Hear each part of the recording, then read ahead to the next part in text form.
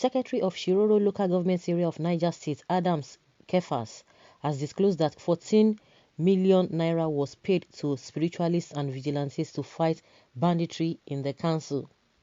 Kefas said some of the spiritualists were brought in from Akare in Wushishi local government area of Niger State and others from Chikum local government area in Kaduna State. According to the Nation, the council boss disclosed this while being questioned by the Justice Alima Ibrahim Abdul Malik Judicial Commission of Inquiry investigating the suspended chairman of Shiroro local government area, Sulaiman Dauda Chukuba, over a petition on alleged misappropriation of 50 million naira tenement rates. He said some of the vigilante groups were from the council while others were brought in from Chikum local government area to help combat insecurity in the council. Shiroro local government of Niger State has been the epicenter of insecurity and bandit attacks in the state, recording the daily attacks on communities. Kefa said engagement of the spiritualists was carried out on the directive of the embattled chairman, saying the decision was based on advice by residents in the area. He said the advisors told them a lot of communities being attacked by bandits had engaged the services of spiritualists and they succeeded in resolving the security challenges in the communities. He said he was initially not told he was going to negotiate with spiritualists until he got there. He said, "It was not until I reached the place that I knew I was going to engage with spiritualists. Then I could not do anything other than to do what I did in assisting my area to overcome the security challenges our people were facing on a daily basis." Chairman of the commission, Justice Alima Ibrahim Abdul Malik, took a swipe at the chairman for being careless in its extra budgetary expenses after questioning the chairman, who admitted that money was spent on vigilantes and spiritualists. Okay. He said he did not know. It was when he got there. It's not a court thing. The question is that other countries that are doing tremendously well, even the Boko Haram that are even or the bandits, are they using spirituality to fight these people? When we are supposed to do the right thing, we will not do it. All those money that's supposed to be spent on the security. See, the problem is that there's no sincerity in all of these things. That is why we are having problem. If really there is sincerity, there is openness, there's people are really ready to fight these old people. It is just investing in the security architecture of this country or each state, and we will get results. But when we are playing lip service and we are playing to the gallery, we will not achieve anything. And the more we continue to waste lives, the more we continue to waste money. You can imagine. I think there was a time, so I don't even know whether at the national level they said they call the services of spiritual people to pray, or they give some people, they give some pastors money, they give some imams money. I don't even know the administration of the administration that we were in at that time, the regime that was in power as at that time. When they saw this corruption here and there, you can imagine they just waste money because they don't even make money. They don't know how to make money. Their own is just, there's a free money for them. They can just waste it. None of them has been able to do business. If any of these people have really done business and gone through how tedious it is to make money before going to office, but most of the time it does not really work, because majority of them, once they just get there, we've heard a lot of people who said they did not even wear shoe while they were still growing up, but as soon as they just got power, that is it. They threw all of those things into the bin. They don't even know where they start from. They can't even remember their humble beginning. So carelessness, anywhere, belly face, anyhow, we have anyhow people at the helm of affair.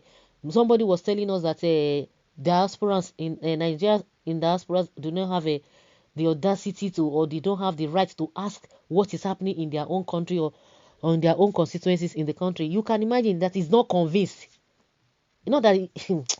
So we have careless people spent 14 million naira to pay spiritualists. Well, evidence of a failed system engaging spiritualists to fight crime when there are security agencies funded by taxpayers' monies to protect lives and properties of citizens. Why are Nigerians confused about a Miyetti Allah president moving on convoy with official security after the terror group collects about $500 million every month as kidnapping ransom. Banditry and kidnapping are now moving business. How can you use such an amount to fight banditry? Are there no police and army again? Why go spiritual? So spirits collect money too. Both human beings and spirits are now making money from banditry and kidnapping. PLC of Nigeria, you better don't hide under banditry to siphon government money. There is no way banditry and kidnapping can end in the north with this kind of game. When you thought you have heard it all, more revelations pop up like water gushing out from a pipe mechanically. When we are not left in the hands when we are now left in the hands of spiritualists, okay, is a failed government. Even the white man knows that Nigeria will soon break up. I don't know why the northerners are still dragging Nigeria as if we are dragging it with them. Every frustrating news are coming from the north. Why don't you also pay school kids that sing poems? Perhaps they too can incidentally prophesy to you with their singing. After this APC government, no one will agree to contest for next president's election. Pay spiritualists care. Are they evil spirits? Nothing we never hear for this country. Seriously, Southeast government and people don't know what ESN is doing them for free of charge. Shame no they catch you as you they vomit this kind of rubbish. Come off for your mouth. Why can you people use that money? Why can't you people use that money to buy arms and for our securities? Nigeria government are the problem of security. It's true, because where they're supposed to spend money, they will not spend money. The security people are complaining that they don't have the right equipment, but the so-called Boko Haram, they have a sophisticated weapons. How did they even bring it here in the first place? That is another thing. But you see that the police are working now in the country. The areas which the police are really working is in the south. South generally, you are seeing a lot of videos when they are doing media trial, carrying people, showing them Yahoo boys, all this fraudster, this and that. Those are the areas police, they are flexing their muscle. They want to tell us they are really working. But at the other side, no, it's a no-go area. It's a very, very big business. People were talking about Boko Haram before now, but now they have escalated to bandits, paying them heavily. Now they will say this whole thing and this ransom of it. Of course, Nigerians already know. Kidnapping today, tomorrow, here, in another state again. And before you know, they will tell you, yeah, so they have released them. They will clap for them. Some people are even insinuating that Nigerians should not be fooled. That even all those people that they might be, that you think that you are pitying them, that they might, even the parents might even have some kind of connection with all of them. They might be settling all of them. And not think we are going to hear a lot of things. They might be working hand in hand. It's possible. Somebody was saying it.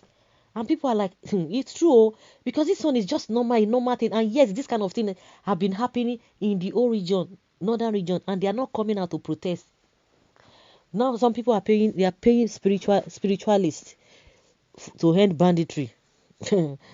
Wonder shall never end. So guys, let's hear your opinion on this.